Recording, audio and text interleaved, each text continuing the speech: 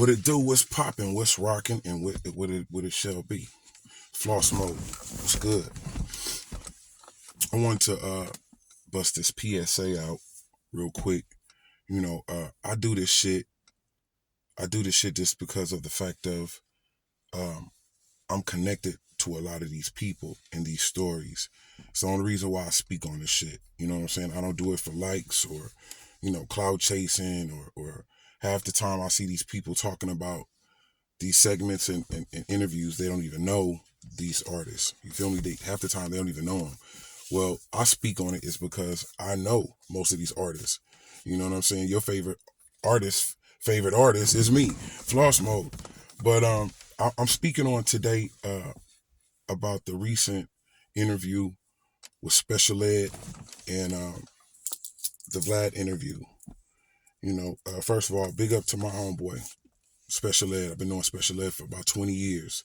You feel me? Like, know this nigga, like, be at the crib and shit like that, and have times where, you know what I mean? I could recall the time me, Special Ed, and Ice-T was standing on the corner in New York, on the corner where Ice used to live at on Wall Street in New York. You know what I'm saying? So these are the magnitude of these people that I speak of because I know them. I used to be signed to Ice-T at Coroner Records. I speak on the Special Ed interview is because, Ed was getting a lot of flack over the fact that he said that the NWA statement, which I feel that it was very true and it was very necessary and it was very true to speak on. Do I feel that that NWA per se was with the plot and plan of the destruction of that we're seeing right now in hip hop and just in black people and young black people in general?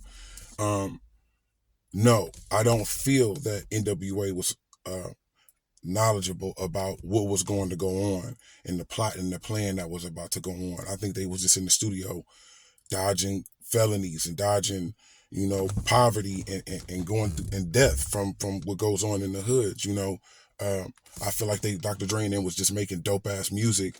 And so the gatekeepers, the shit that I speak about is some real shit. Like I really have inboxes from Jerry Heller, me going back and forth with Jerry Heller because of the fact that my cousin was Big Ron, who was Eazy-E's personal bodyguard. So I was able to be around NWA and be at the studio in Torrance with them, like on a personal level. Like my family would throw family functions and Eazy and Ren and Dre and all of them would show up. Michelet, when she had just had the baby, Marcel just had him.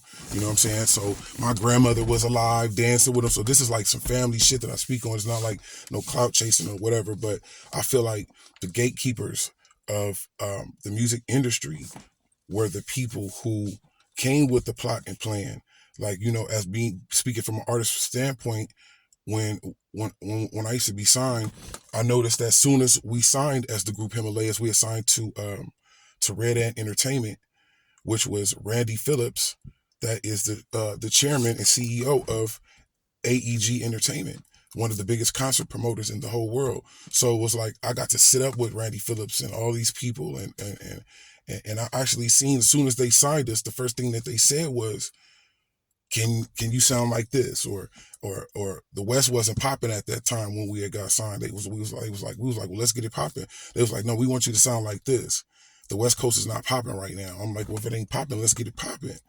You know what I'm saying? They was trying to make it sound like somebody else or, whatever was on the radio. So when I speak on of knowledge, and I speak on me being there, you know what I'm saying? Not just like just speaking on looking at interviews and speaking on some shit. No, I was there to see a lot of this. So, I saw that the big wigs were the people who were allowing all this shit to go on. This drill music that they got going on right now and all that. When we was signed to these companies, they wasn't having none of that.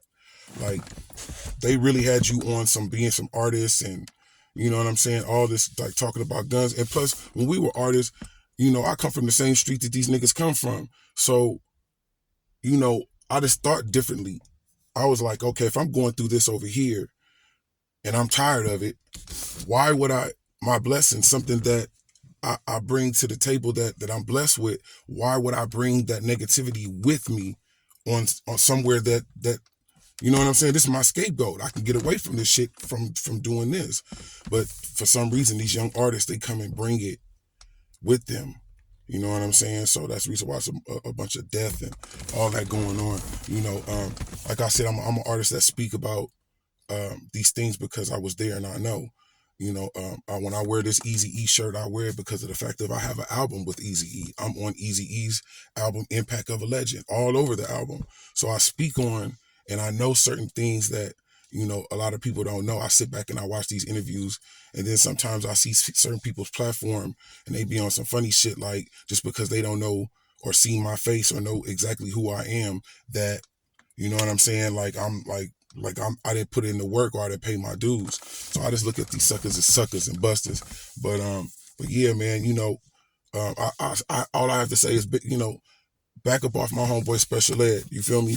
Because of the fact of when he said what he said, I knew exactly what he meant. Matter of fact, soon as Ed said the shit, the very next day, I think that day or that night, I spoke to Ed on the late night. You know what I'm saying? Like, so I speaks to this nigga. I told him, like, you know what I'm saying? Don't feel a certain type of way because motherfuckers is coming how they coming. It's just the fact of they using that shit as a platform for themselves to speak on your shit. But yeah, man, I think like the Jimmy Iovine's and the Clive Davises and, you know what I'm saying, the Ted Fields and all these type of people are the gatekeepers that open these doors that allow, you know what I'm saying. NWA didn't know what the fuck was going on at that time, as far as they was just making dope music. You know what I'm saying? You got to realize that they was getting the door slammed in their face all the time.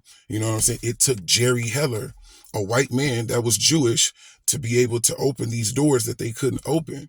You know what I'm saying? So that's, you see in the movie that when he invited all the rest of the people down there to hear NWA, they was like, listen, leave the dope alone, Jerry, whatever you're on, leave that shit alone. You know what I'm saying? They didn't see the future. They didn't see the wave. And nobody seen the wave of NWA coming. Nobody thought that shit was going to pop like that.